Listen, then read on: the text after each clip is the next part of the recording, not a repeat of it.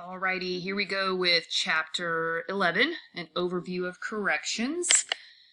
So we've just moved past, we talked a lot about law enforcement, we just wrapped up the courts, and then this is our first chapter talking about corrections.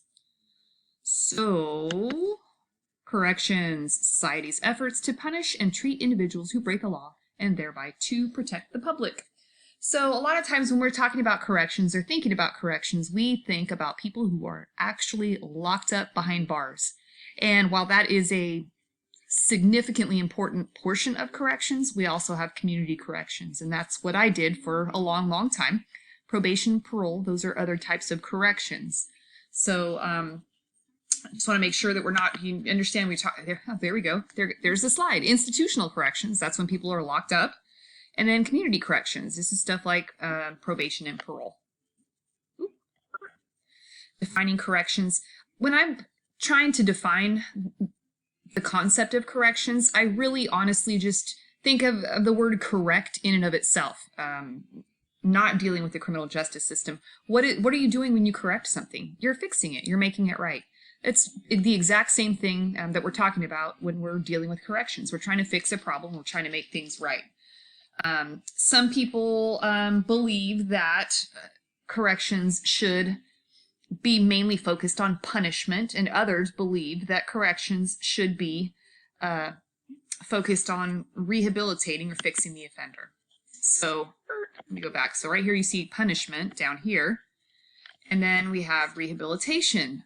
So those are two kind of conflicting ideas that we try and get to go hand in hand. It was thought at some point in time that punishment would deter crime, but we have found that was not the case.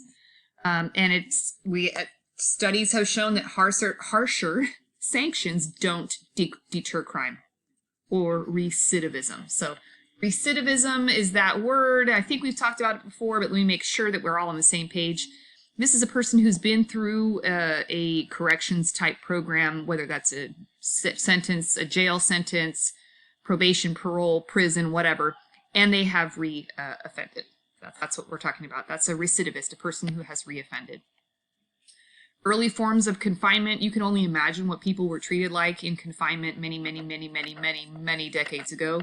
I always think of kind of the medieval type of jail cell where a person is basically chained to a wall. The history of corrections has been pretty rough. I should say confinement has been pretty rough. What else? Blah, blah, blah. You can see all that kind of stuff. Early forms of corrections, people were banished from their communities, basically kicked out of the community to go live in isolation. Some offenders were forced to live on ships and basically work on that ship until they died. We had workhouses, which were places where offenders would go until they could work off their debt to society. Transportation, this is an example. It's basically banishment in another way. I believe this is how the whole country of Australia started. People were being banished or kicked out of England and sent to Australia. So transportation is just another, Australia, there you go.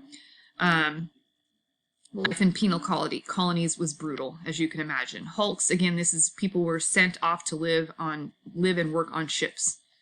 That was their sentence.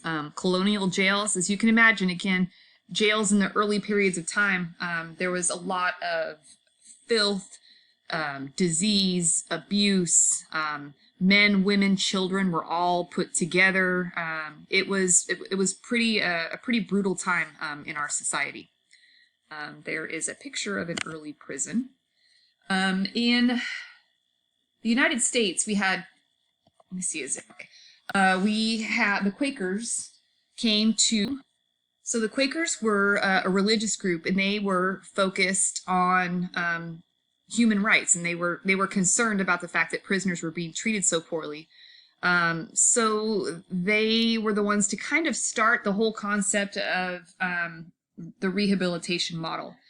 And early on in history, you'll see the Walnut Street Jail was the first penitentiary in the United States. And if you are Catholic, which I am, you've probably heard of penance. And penance is something that the priest tells you to do after you do confession.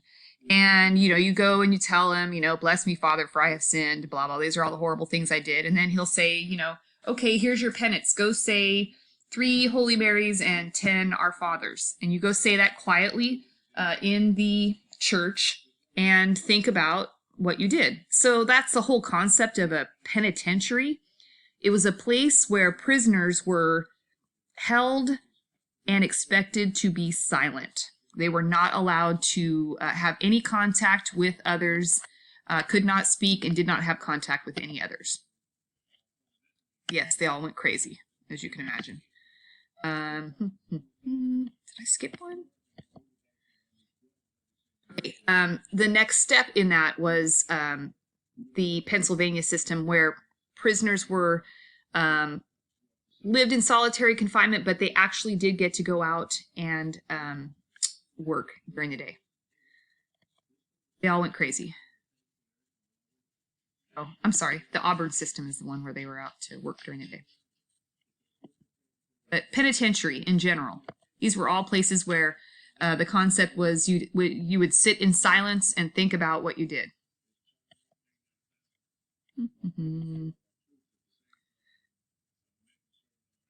We had reform centers.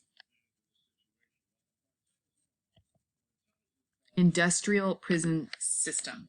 So as you can imagine, there came a time when we were in a couple of different world wars. During that time, most of our young men were out fighting a war, so we needed prisoners to actually do some of the work during that time. This was not a good time. The prisoners were treated horrifically. But here is a guy in prison making license plates right there. Where is that? What state is that? Massachusetts, I think. So bad in the 1970s-ish, we all kind of started thinking, well, not me, because I was like an infant, but they started thinking maybe we should start trying to rehabilitate these offenders by, treating them therapeutically. Rehabilitation was the goal during this time. Attica prison riot. This was a horrific riot that happened, I believe, in 1971 because the inmates were not happy with the way they were being treated in the prison. I'm skipping that. Skipping. Chain gang. Yes, we don't do this in the United States anymore, I don't believe. I'm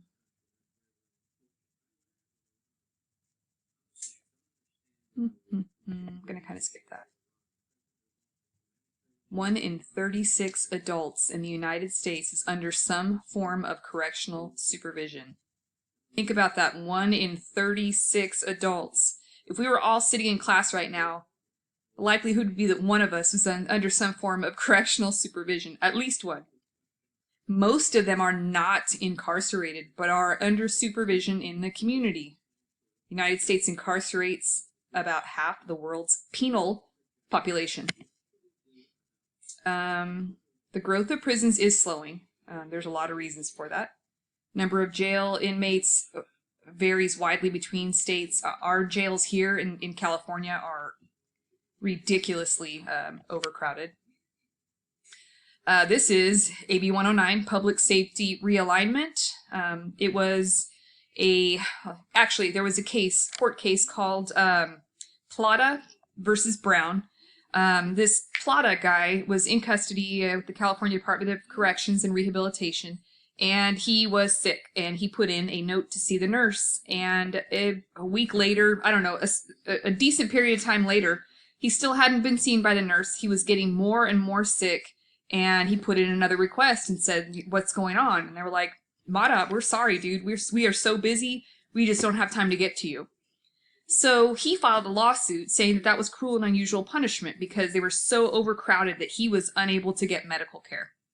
And about 10 years later, the Supreme Court agreed with him and said, California, if you don't reduce your prison population by about 40%, in the next 2 years, the federal government is going to take over your prisons.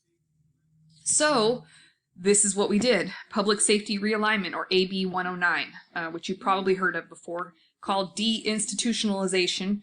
We basically started releasing inmates and sending them back to their county of origin. So as you can imagine, Fresno County, we sent a lot of people to prison. So we got a lot of them back, and they came, and now they're housed either in the community or in the Fresno County Jail. So this was a big deal, public safety realignment. And they did release non-violent, non-serious, non-sex offenders. We, in California, we are not building new prisons. In fact, I believe it is Governor Newsom's plan to close one of the existing prisons. Yeah, we saved a lot of money. Gender differences in jail rates. There are, of course, more males than females in the criminal justice system. Men and women are treated differently in the courts. This is a breakdown, race and age, and this is throughout the United States. So this doesn't look like it fits for Fresno County. It might not. I think we probably have a higher Hispanic population in Fresno County, so that number might be a little bit different. But this is throughout the United States.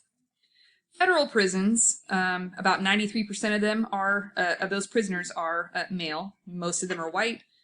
Drug offenses, yeah. State prison, each of the 50 U.S. states operates their own prison system. Correctional programs administered in the community include probation and parole. I think early on in this class, one of the first things that I said was, what's the difference between probation and parole? And now a parolee is a person who has been to prison and has been released early from prison by a parole board. A probationer is a person who has been sentenced by a judge. So those are different things. Yeah, that's about what they looked like. The guy with a tattoo on his forehead. Victim involvement in corrections. This book might make it sound like there's a lot of victim involvement. I'm going to tell you from experience, there's not. It's unfortunate. It's the probation, parole, corrections are so overworked that the victims unfortunately sometimes take a back seat. I'm not saying it's right. I'm just saying that's what happens, unfortunately. Viewing executions. Yeah. You can actually... there are people sometimes who do view executions. I'm not sure why that's in here, but when I was your age, well, I was sitting in your seats at Fresno City College studying criminology. I remember all of my instructors saying, you need to start taking business classes. You need to start learning about money and economics and all that kind of stuff, because pretty soon the correction system and law enforcement, they're all going to go private and no more government run. Well, clearly that didn't happen, because that was like 30 years ago, and it still is not the case. So there are some private prisons, very few, very few. If you think about it, there's a big issue with private prisons get paid by the bed, by a body in a bed. So what would their motivation be to actually rehabilitate an offender and get them out of prison? They would lose their money. So there's a huge conflict of interest, that alone, plus all kinds of other stuff. But there are some private prisons, but it didn't really catch on. Blah, blah, blah, faith-based. We're done.